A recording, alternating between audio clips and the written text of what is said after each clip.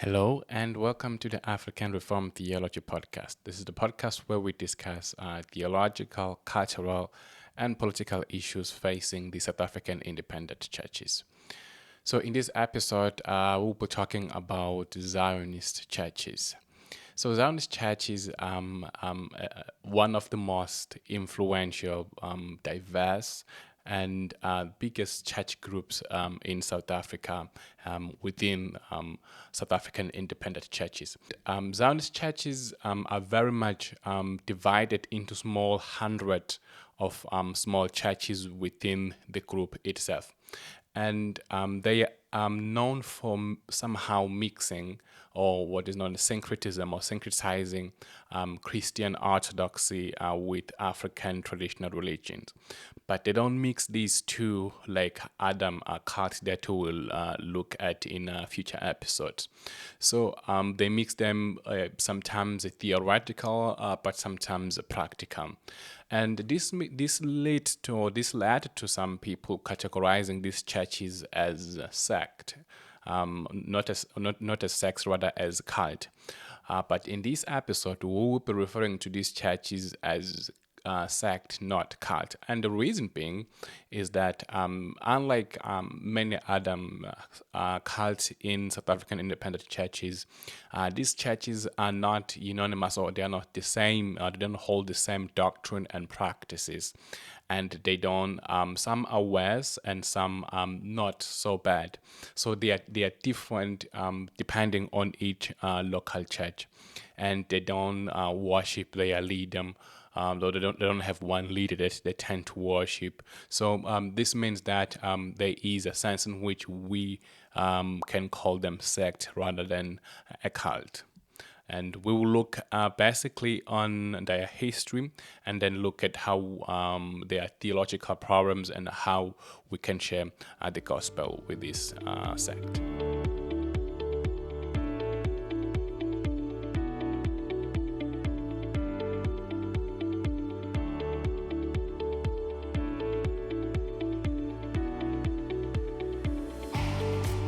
Always helpful to begin with some definitions. So a basic definition of a sect is a small church faction that departed from a larger group to follow their own practices and interpretation of the Bible. And sect do this without denouncing Christian orthodoxy. And they don't have one of the marks of cults, such as worshipping of their leader. So this is a basic definition of a sect, and Zionist churches fit perfectly to this definition of a sect. Whenever I tell people that I grew up as a Zionist, then the next question always, or most of the time, for that, is it related to Israel political movement or something like that? But this is a different case, or this is a different use or understanding of Zionist. So the word Zionist or Zion can be traced, or within these churches in South Africa, can be traced to the influence of a man called John Alexander Dowie. Ministry. So his ministry, he established it in America, Chicago, near Chicago, Illinois. So in the late 1800s, his publication somehow managed to reach South Africa. So his influence in South Africa reached people such as Peter Leroux, Johannes Buchler, and Elke Mahon. And of course, not all of them were held the same views, but Dowie's teachings or influence basically reached these men, and through these men then came the influence of Zionism to South Africa. So in his ministry that he developed or he built in America, it was called some Christian Catholic Church in Zion. Zion referring to the Zion city upon which he built his ministry in America. So together with Leroux, Dowie sent a delegate to South Africa, a man named Daniel Bryant. So together with Leroux, they baptized over 100 of black Zionist leaders. So it was through these over 100 men, to be specific, over 140 men, who were baptized by Dowie's delegate, Daniel, together with Leroux, through which we have all these vast and different churches with the name Zion or Zionist in them. And Zionist churches have different beliefs and different practices. And one, if we can look or if we traced Zionist churches' beliefs, for example, the first one will be those that came from the influence of Dowie's ministry. So Dowie in America, he had a strong views such as the prohibition of pork, alcohol, and tobacco, and any use of drugs. And this was adopted already by many Zionist churches in South Africa. And so through his influence or his publications and writings, so all of some of these views that came from Dowie's ministry reached South African independent churches, and of course then they were accepted by these leaders because they Dowie Alexander was their main kind of influence or founder in one sense. So as Zionism or Zion churches grew more and more in South Africa, there were some beliefs that were now not kind of not necessarily adopted from outside, but developed from within the movement, from the culture and from some African practices. And one of the leaders or early leaders of the Zionism or Zion churches was a man named Nkonyane. So Nkonyane was one of the learned men within Zionist churches or in the early foundings of these churches. And it was Nkonyane who came with some sort of new beliefs, and through him, such practices or beliefs, such as the institution of wearing white robes in worship services, and not wearing or like bare feet in worship services, and holy sticks, and other things such as Old Testament symbolism. And it was Nkonyane's influence that brought these beliefs into the Zionist churches. And as a result, and even today, many of these churches still, in fact, hold to these characteristics or to these beliefs that were instituted or that were introduced by Nkonyane. But generally, there are many other beliefs that kind of characterize the Zionism or Zionist movement or churches in South Africa. Generally, for example, that will include most of them, they are Baptist in terms of baptism. So that means they use three full immersion baptism. Unlike other Reformed churches that sometimes use sprinkling and other forms of Catholic that use different forms of baptism. And in beliefs, many of these churches believed in some sort of divine healings. So that means that they were somehow closely also linked to Pentecostal teachings or Pentecostal influence. And not only their belief, in fact, of divine healing kind of led them to reject medicine and doctors. And these were these were almost characteristics, in fact, in many of other African or South African independent sects that grew up or that grew out of the early church missionary endeavors in South Africa. And there are many other that we have already mentioned from Dowie, such as the the prohibition of pork, alcohol, and tobacco.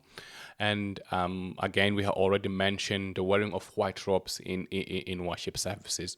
And if you look today, of course, you will see that in many of these churches, it's not only white robes, but it's different robes. Some are blue, and some are green and white. But I think most the most colors of these robes will be white, green, and blue. And some have different colors, but these are mandatory colors that characterize in these different churches. And that's also already include the holy sticks. And holy sticks are used, for example, to signify the spiritual warfare.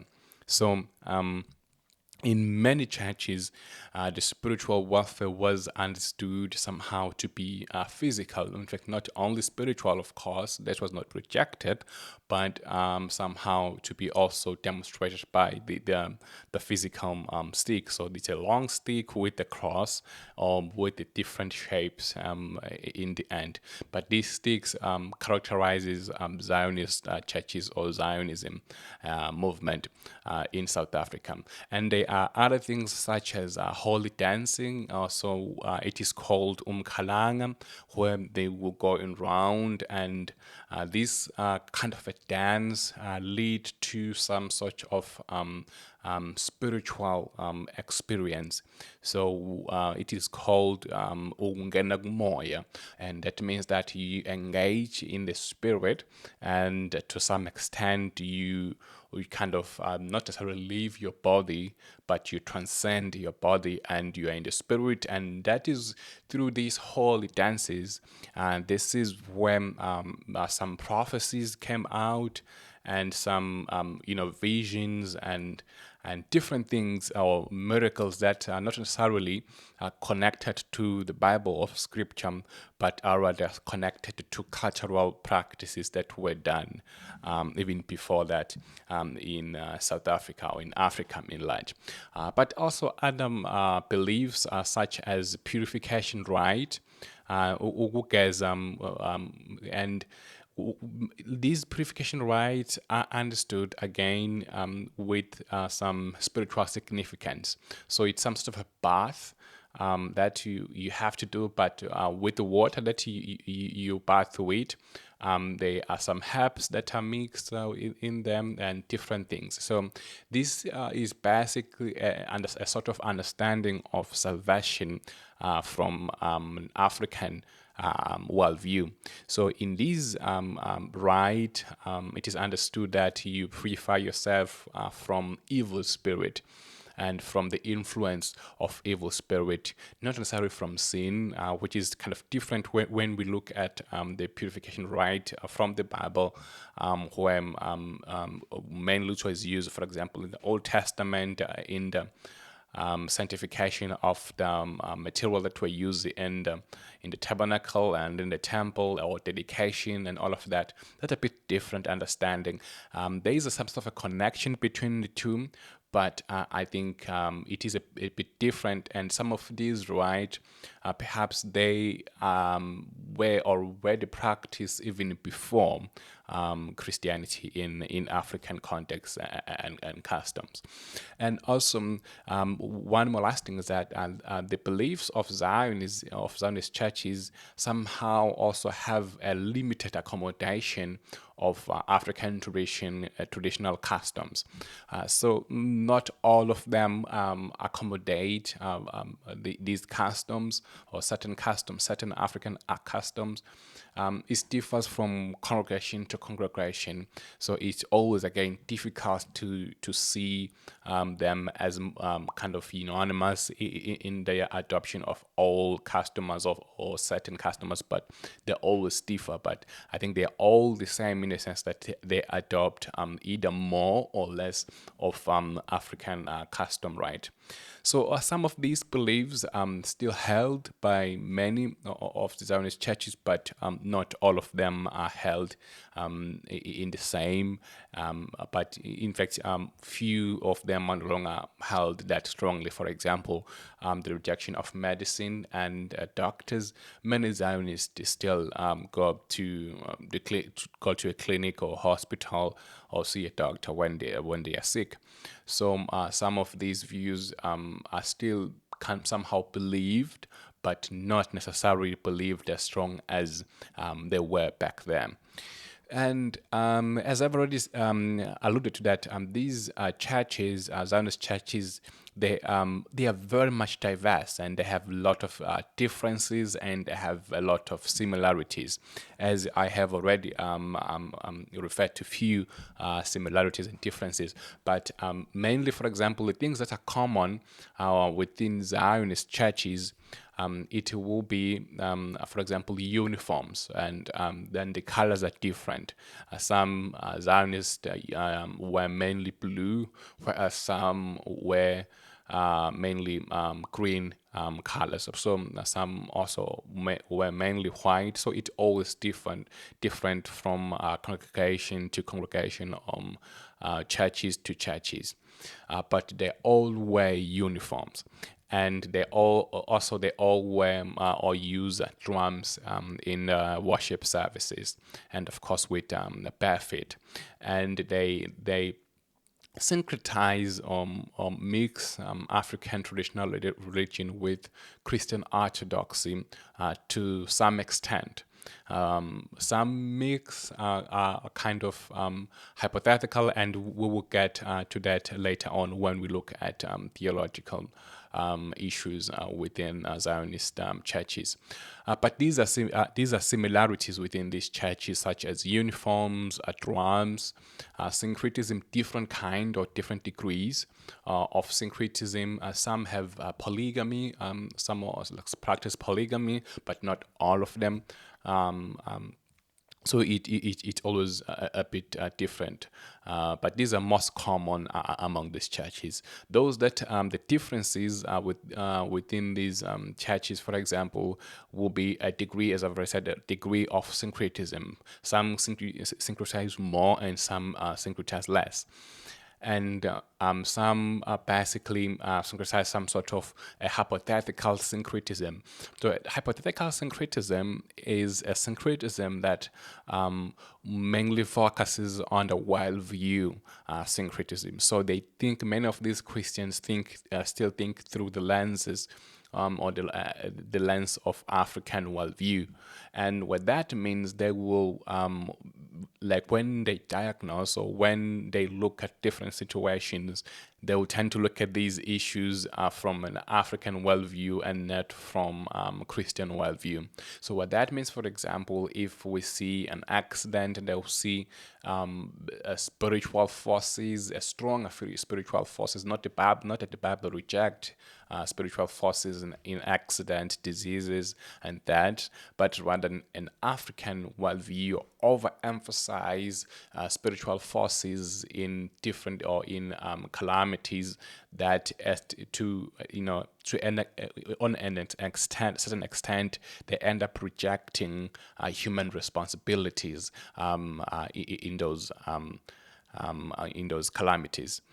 So this is just one example of an hypothetical syncretism, whereas a practical syncretism now is the actual belief in the in ancestors and their role to mediate to them. Not only now, we don't only have Christ, but also ancestors mediating. And we will look at these in a little bit more details later when we look at theological issues.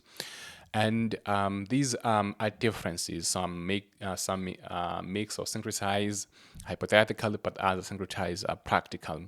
But also one more difference is that is quite important, is that in the current state, many of these churches, or some of them, are called now saved Zionist, whereas the others still remain Zionist, as in the historical sense of Zionist. So the saved Zionist Zionist is, for example, my case. I am a Zionist. My dad is still a pastor in Botswana. I'm pastoring a Zionist church there. But we are a different Zionist in the sense that we are saved. That means we have abandoned many of the theological difficulties or bargain that goes with the Zionism movement as a whole, and that means syncretism.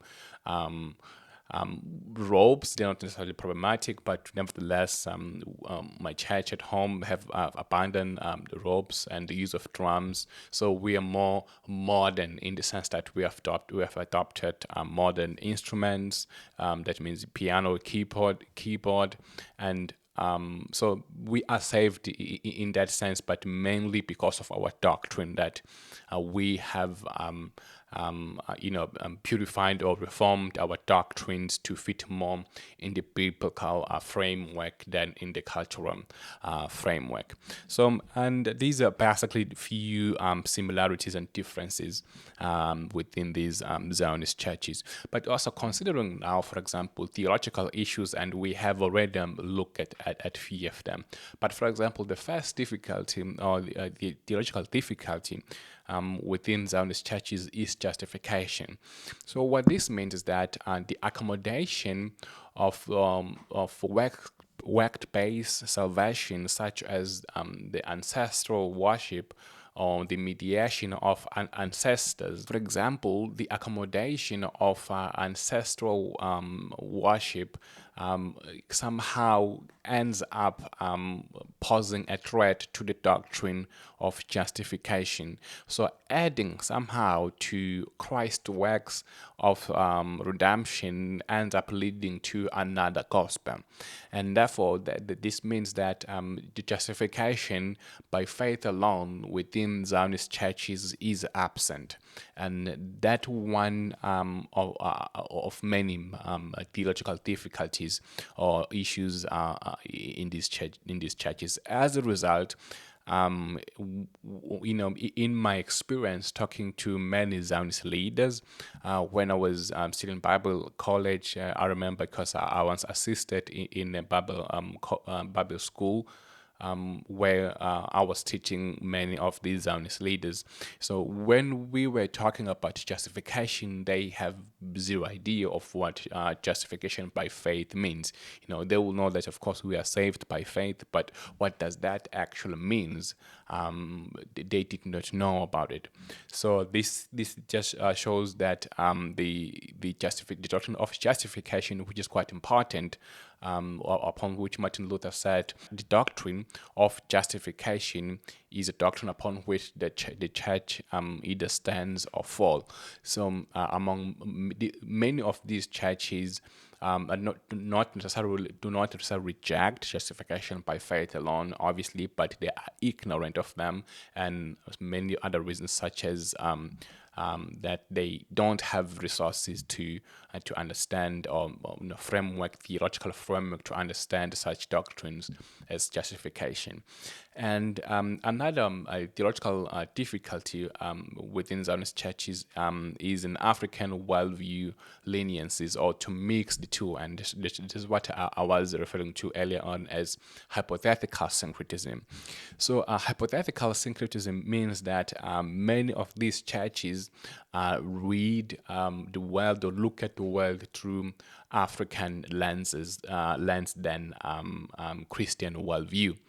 And that leads to a lot of issues. That means when we look at different issues facing both our society, families, and the church, they will always be lenient. They will always be lenient toward African worldview. And that have to do, of course, when we talk about sin in our society, sin in our churches, and then those sins and things will tend to be defined using African terminologies or African understanding rather than biblical worldview. So there are many other church issues that we can consider, but these two shall suffice. And again, with the issue of syncretism, hypothetical and practical syncretism. But each of these hypothetical syncretism ends up undermining the gospel. So both of these forms of syncretism, they end up undermining the gospel. And so while hypothetical syncretism blinds people from seeing the full glory of the gospel of Christ, the practical syncretism ends up, resulting in a cult, and that is why many, or not many, but some of these churches actually can be seen as a cult, because they have somehow abandoned a little bit too much of the gospel, too much of Christianity. Both of these churches should be seen as mission field. So what this means is that they should be somehow rich with the gospel. And one of the missionary organizations that I know that are working among Zionist churches is called ZEM, which stands for Zion Evangelical Ministries in or of Africa. And this organization was actually instrumental in bringing Reformation to my local church in Botswana. And I am solely, very much, in fact, indebted to them and for their work among Zionists in Southern Africa. They're not only in South Africa, but they also work in neighboring countries such as Swaziland, and other neighboring countries, Mozambique, I think, Lesotho, and a few other countries where Zionist churches are found. So I'm pretty much, and we can be thankful for such organizations. So these organizations, such as ZAMA, they mainly work to reach the leaders of these churches and to bring reformation from top down. So what that means is that they work and train Zionist leaders so that they can go back to their churches and reform or bring reformation. And that's exactly what happened in my case. When my dad attended these Bible schools, and he brought Reformation back to my local church, and a lot of things that happened, positive things there, and we very much thankful to God and indebted to such organizations. But this is just one example of organizations that work among Zionists. So in bringing the gospel to these churches, there are few things or emphases that need to be addressed. For example, the focus first must be in the sinfulness of man. So Zionist churches, like the rest of other denominations or other non-reformed Protestant churches in South Africa, they have a very low view of sin. And this means that they are either ignorant or reject, for example, the doctrine of the reformers, such as that of the total depravity of man. So that means they have a low view of sin, which is more cultural than biblical. So they view sin from a cultural or an African sense than from a biblical sense, from a biblical framework, I mean. So this means that somehow God's standard of holiness, or sin, is not viewed from God's standard of holiness, and that's what the reformers fought for, and that was one of the emphases of the Reformation, that the depravity of man. In fact, it is the foundation, and it necessitates the preaching of the gospel. So the total depravity of the Bible means that we are totally deprived. We are sinners in every aspect of our lives. Not that we are as bad or we are as sinners as we could be, but rather that the influence of sin in our being is quite radical. It goes to every corner of our being. And that view is derived from a high view of holiness of God and of God's law. So the law basically When we're talking about the law, we're talking about both or mainly what is known as the Decalogue, the Ten Commandments, but also the whole law of the Old Testament is to show that we are sinners and we will fail on our own. And so that means that sin must be viewed through biblical framework, not a cultural framework. And if we view sin from cultural framework, we will both redefine and reconstruct salvation. And so, in that sense, then, when we're preaching when you're reaching the gospel to Zionist churches, it is very important to emphasize sinfulness of man in a biblical framework of total depravity. And the second emphasis or focus when reaching with the gospel to the Zionist churches is to emphasize Christ's redemptive work or Christ's work of our salvation. So Zionist churches add to different extent to Christ's work of salvation. So they do this in the first sense by a very common misconception misconception or misunderstanding or doctrine of Pelagius that men or sinners can give themselves a new heart by somehow believing in God and therefore being saved. And this is quite common not only in Zionist churches but almost in many denominations in South Africa. Both those that name kind of in South African independent churches, but also even all those that are outside of South African independent churches.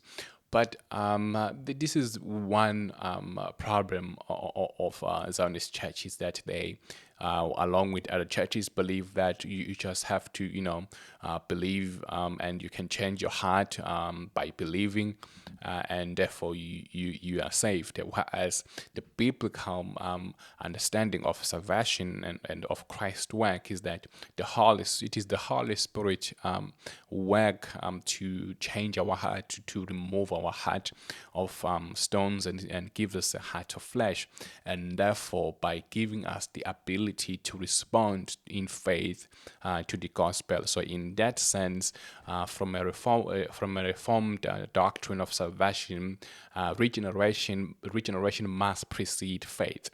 And this must be the emphasis when preaching the gospel to the Zionists, because many of them don't have this understanding. And the second misconception of Christ's redemptive work among Zionists is the addition of kind of a work-based salvation, and this can be easily demonstrated by pointing to certain customs and practices that are understood as somehow assisting in salvation. So to those that are practically syncretize gospel with African traditional religions, for example, the offering to the ancestors will be seen as adding to Christ's work or assisting Christ's work. And that's why among many black churches, there's a common saying that God help those who help themselves. And that kind of gives you a glimpse into how many understand salvation. So they have to do something, and then God will come along them and help them somehow. And then in sharing the gospel with the Zionist churches, this must be emphasized. It must be emphasized that Christ's redemptive work is complete. One cannot add anything, and in fact, then by adding something upon Christ's work, he or she is rejecting Christ's work, and therefore by developing another gospel upon which Paul will say to the Galatians, whoever may preach another gospel, let him be cursed by God. And the last emphasis that we will consider is the issue of justification. And so justification is, of course, linked to Christ's work of salvation. And justification is a doctrine that is almost absent among Zionist churches. In fact, not only among Zionist churches, but other independent churches in South Africa. But it is quite interesting that the reformers were unanimous and they were undivided among the argument on the emphasis of justification. As I've already said earlier on, that Martin Luther will say that justification is the doctrine upon which the church stands or falls. So what that means is that the doctrine of justification will define whether a church is a true church or a false church. And it is for that reason that we as Protestant and Reformers believe that Catholic Church is not a true church, because fundamentally they have many other problems, but fundamentally they reject the doctrine of justification by faith alone. And among many Zionist churches, there is no understanding of justification, as I've already explained earlier on. Therefore, if we are to reach the gospel to Zionists, we must bring this emphasis. But of course, many of them are ignorant of the doctrine of justification, not suppressing it. So it's not like they know it, but they reject it and they don't want it, even though there are some for sure who will, whenever they are presented with the doctrine of justification by faith alone, they'll reject it. But many of them, they don't know these doctrines, so therefore they don't necessarily reject them, but they are rather ignorant of these justification by faith alone.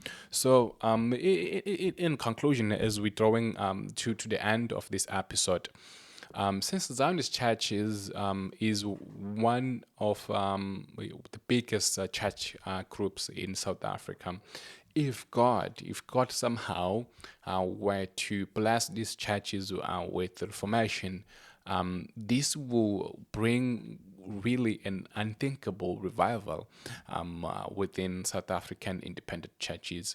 So I pray for and hope and long for that day, that when God might somehow reform these churches.